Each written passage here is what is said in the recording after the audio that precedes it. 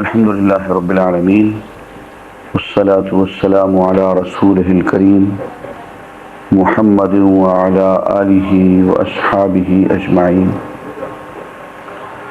عزیزان گرامی، السلام علیکم ورحمۃ اللہ وبرکاتہ. رمضان المبارک میں ہم نے یہ سوچا کہ قرآن مجید کا ایک مختصر منتخب نصاب آپ حضرات کو پڑھا دیا جائے، اور پھر وہ حضرات جو ٹیم کی شکل میں تیار ہو رہے ہیں، اللہ انہیں توفیق دے کہیں اور آگے پڑھانے کو، تو یہ نصاب ان کے لیے مفید ثابت ہو. ہم چاہیں گے کہ رمضان شریف کے جو پہلے 3 اتوار ہیں ان میں یہ نصاب پڑھائیں، یا شاید 4 اتوار مل جائیں، اور اس کے بعد پھر ترتیب وار جیسے تفسیر کا مطالعہ کر رہے ہیں اسی کی طرف آ جائیں.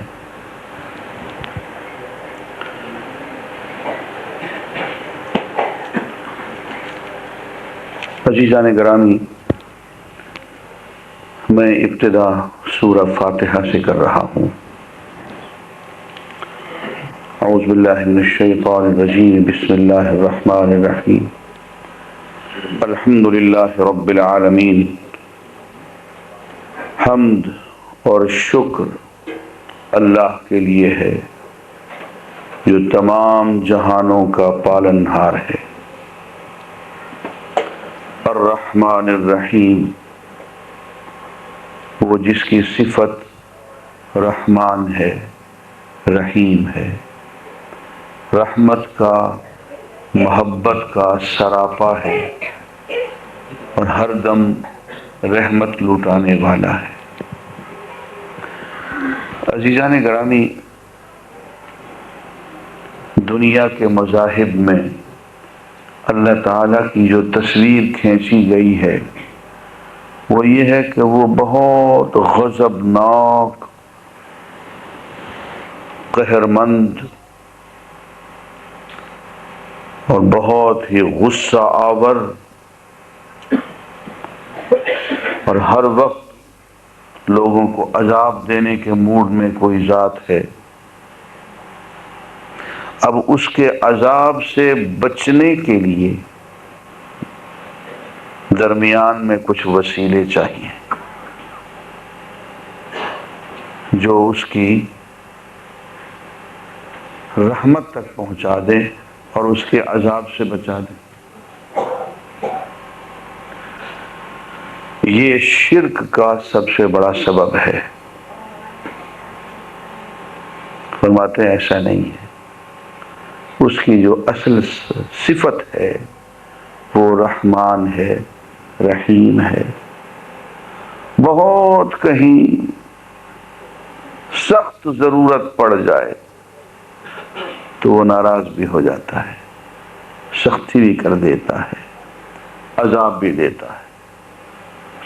لیکن اس کی جو صفت ہے وہ یہ کتب علی نفسہ الرحمہ، اس نے اپنے اوپر رحمت کو لازم، واجب لکھ لیا ہے. فرمایا رحمتی وسعت غضبی، میری رحمت جو ہے میرے غضب پہ چھائی ہوئی ہے. اور پھر یہ ہے کہ جس کو رحمت چاہیے وہ سیدھا مجھ سے لے لے، درمیان میں کسی واسطے کی، توسط کی، وسیلے کی ضرورت نہیں ہے. الرحمن الرحیم، مالک یوم الدین، انصاف کے دن کا مالک ہے. اس کی ایک صفت عدل بھی ہے، وہ عادل ہے، وہ ہر ایک کو اس کے اعمال کا پورا پورا اجر اور بدلہ دیتا ہے. اس کے بعد ایک عہد ہے ہمارا اور بندوں کے درمیان، ایاک نعبد اے اللہ ہم تیری اور صرف تیری عبادت کرتے ہیں، وَإِيَّاكَ نَسْتَعِينُ، اور اے اللہ تیری اور صرف تیری استعانت کرتے ہیں، صرف تجھی سے مدد مانگتے ہیں، صرف تیرے آگے دعا کے لیے ہاتھ پھیلاتے ہیں۔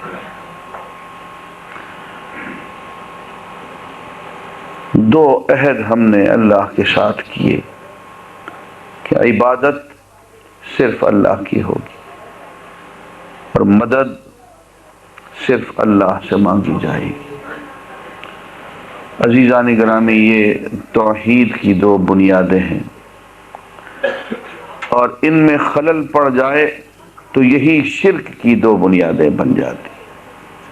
اگر عبادت میں کسی اور کو شریک کر لیں تو شرک کی بنیاد پڑ گئی، استعانت میں مدد مانگنے میں کسی اور کو شریک کر لیں تو شرک کی بنیاد پڑ گئی۔ اس بات پہ بہت پختہ رہنا ہے کہ عبادت صرف اللہ کی ہوگی، اور عبادت دو چیزوں کا نام ہے، انتہائی محبت اور انتہائی اطاعت۔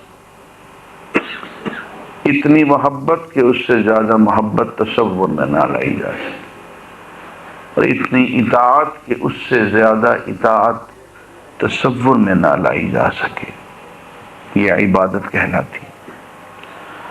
محبت اور اطاعت کو ملا دیں تو عبادت بن جاتی۔ ہماری یہ اصلی محبت جو ہم کریں گے وہ اللہ سے کریں گے، اصلی اطاعت جو کریں گے وہ صرف اللہ کی کریں گے، اور مانگنے کا عمل وہ بھی صرف اللہ سے ہوگا۔ عزیزان گرامی، کسی غیر سے مانگا جائے، آگے چل کے ہم پڑھیں گے، فرماتے ہیں غیر سے مانگنے کی مثال ایسی ہے جیسے کوئی پانی سے کہے، پانی بہہ رہا ہے، پانی سامنے پڑا ہوا ہے فاصلے پہ، کوئی پانی کو پکارے، پانی سے دعا مانگے، پانی کو ندا دے کہ اے پانی تو اٹھ میرے منہ میں آ جا۔ اب دیکھیے مثال کتنی کامل ہے۔ اب جو شخص پانی سے یہ کہتا ہے کہ اٹھ تو میری پیاس بجھا دے، میرے منہ میں آ، وہ دل ہی دل میں یہ عقیدہ رکھتا ہے کہ پانی میری بات سن رہا ہے۔ نمبر دو، دل ہی دل میں وہ یہ عقیدہ رکھ رہا ہے کہ پانی میں یہ طاقت ہے کہ از خود اٹھے، اڑے اور میرے منہ میں آئے اور میری حاجت پوری کرے۔ یہ دونوں عقیدے جب تک اس کے دل میں موجود نہ ہوں، وہ کبھی پانی سے نہیں کہے گا کہ تو میرے منہ میں آ جا۔ فرمایا دونوں عقیدے غلط ہیں۔ مثال بتا رہی ہے، غیر سے مانگو گے تو غیر نہ تو تمہاری سنتا ہے اور نہ اس میں اتنی طاقت ہے کہ تمہاری حاجت کو پورا کرے۔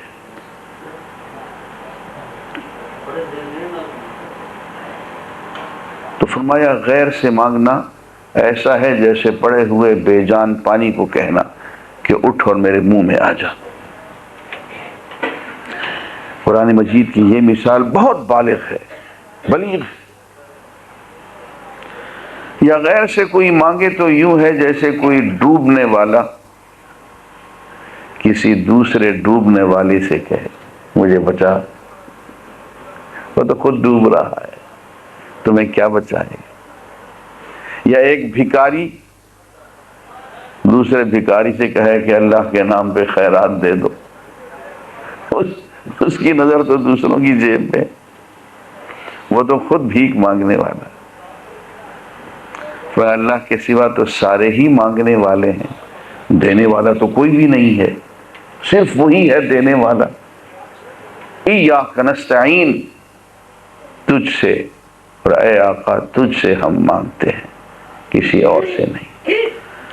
اہدنا الصراط المستقیم، اور اب مانگنے پہ آئے ہیں تو سب سے پہلے جو مانگنے کی چیز ہے وہ صراط مستقیم ہے۔ اے اللہ صراط مستقیم کی ہدایت فرما، اس پہ چلا، اس پہ چلنے کی توفیق عطا فرما۔ یہ صراط مستقیم کیا ہے؟ فرمایا یہ سیدھا راستہ ہے۔ کہاں کو جاتا ہے؟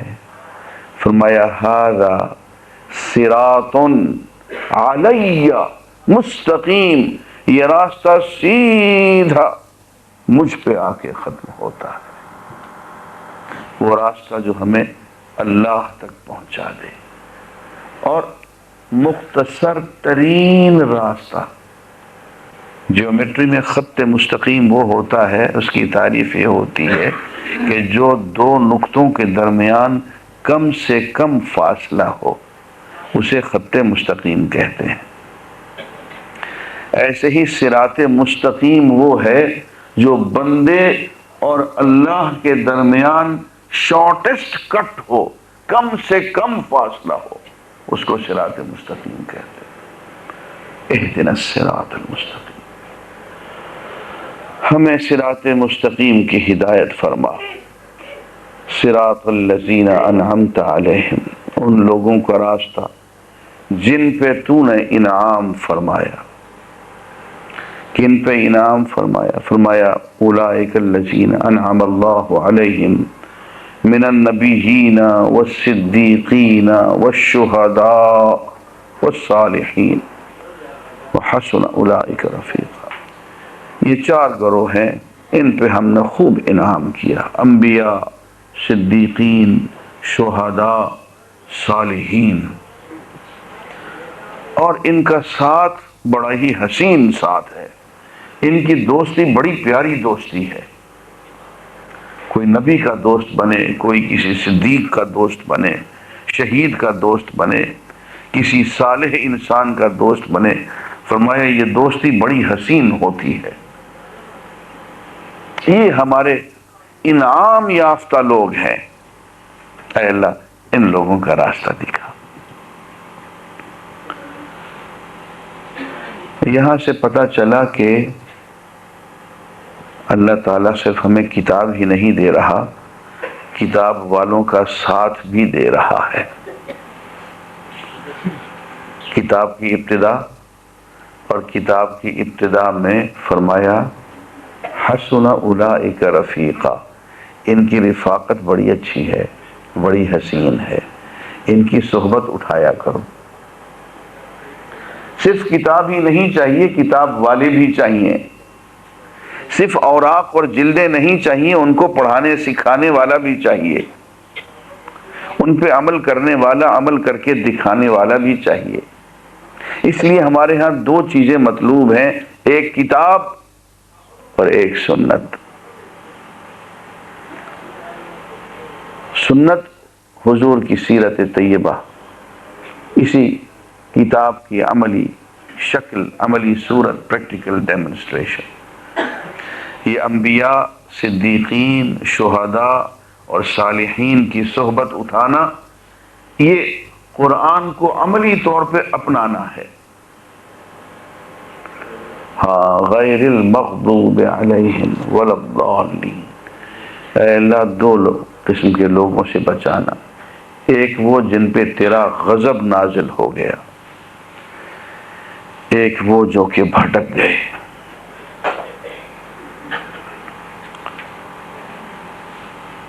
مفسرین نے لکھا ایک سے مراد یہود ہیں، مغضوب علیہ سے مراد ضالین سے مراد نصارہ ہیں، یا اس قسم کے لوگ۔ یہود کا مزاج تھا یحرفون الکلم عن مواضعہ، اللہ کے کلام میں تحریف کرتے تھے۔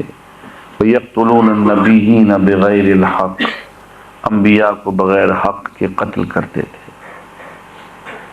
بہت بدتمیز گستاخ لوگ، انبیاء، صدیقین، شہداء، صالحین کا ادب نہ کرنے والے لوگ۔ یہ ایک مزاج ہے، جن کی نظروں میں حیا نہیں ہوتی، لحاظ، مروت نہیں ہوتی، ان میں نہیں۔ ضالین، یہ وہ لوگ ہیں جو محبت میں، ادب میں اتنا آگے نکلے کہ انہوں نے اپنے انبیاء کو خدا بنا لیا، نصارہ، اور اگر مان لیں کہ یہ بھی کوئی آسمانی دین ہے، ہندوؤں نے بھی یہی کیا، اگر مان لیں تو کوئی یقینی بات نہیں، انہوں نے بھی اٹھا کے اپنے تمام قائدین کو، یا ان میں اگر کوئی نبی آیا ہے تو انبیاء کو خدا کا رتبہ دے دیا۔ فرمایا یہ ضلالت ہے، گمراہی ہے کہ محبت جو ہے وہ بے لگام ہو جائے، محبت اور چاہت اور ادب کے بہانے سے انسان شرک کرنے لگے، یہ دوسرا مزاج ہے گمراہی کا۔ اے اللہ اس سے بھی بچا۔